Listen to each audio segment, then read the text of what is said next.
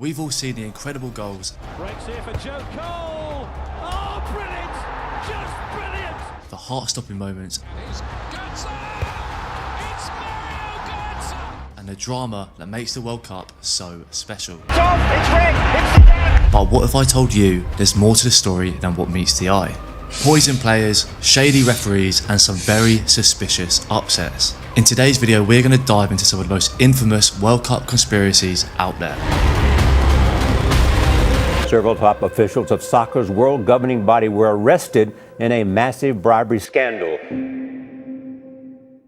We start in 1978, a World Cup hosted by Argentina. Now this wasn't your typical World Cup. The tournament became a battleground of politics and sport, and is now famous for being shrouded in allegations of match fixing. So for a little context, at the time Argentina were under brutal military dictatorship led by General Jorge Videla. Videla saw the tournament as a golden opportunity to distract the world from its human rights abuses and to bring some national pride back to its people. He was clearly desperate to win the World Cup.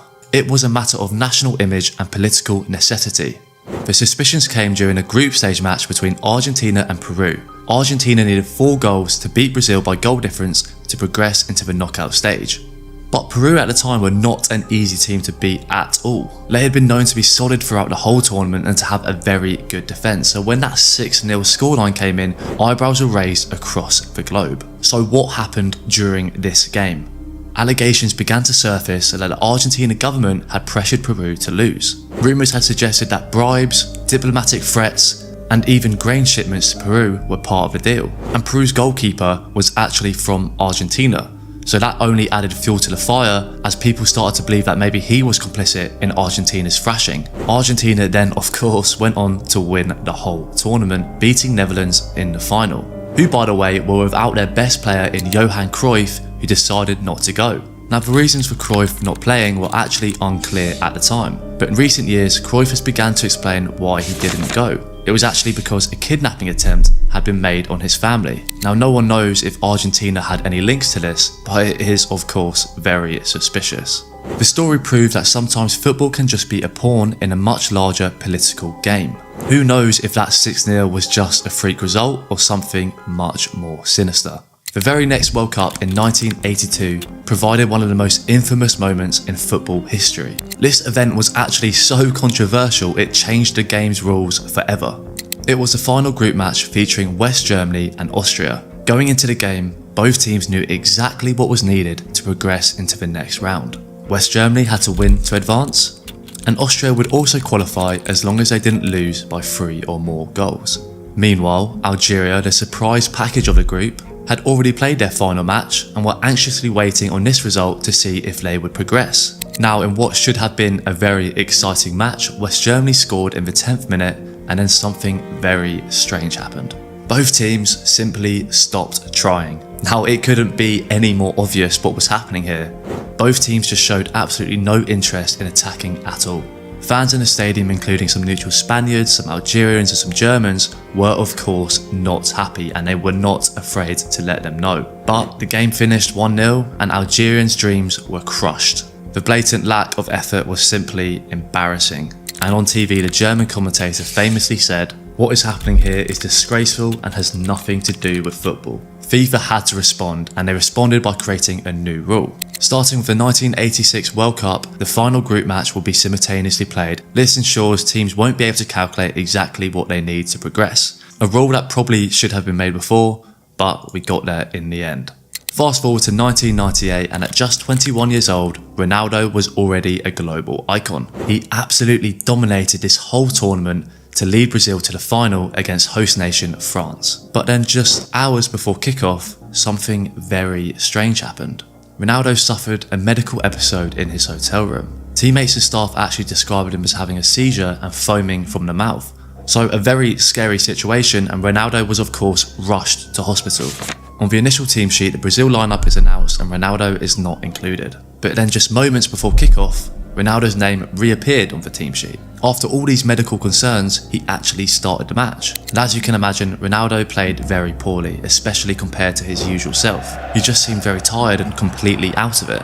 France went on to win the match 3-0, 2 iconic goals from Zidane. So what happened to Ronaldo? To this day, it seems like nobody still knows the truth. However, several theories have emerged.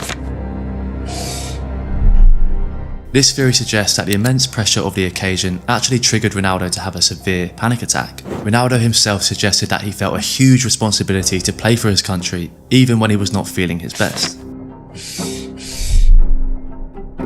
According to this theory, Ronaldo's inclusion was not a football choice at all, but one that was influenced by immense pressure by Nike, Brazil's main sponsor at the time. Nike had a massive sponsorship with Brazil, one that was worth millions. Ronaldo was Brazil's golden boy and Nike's most iconic ambassador.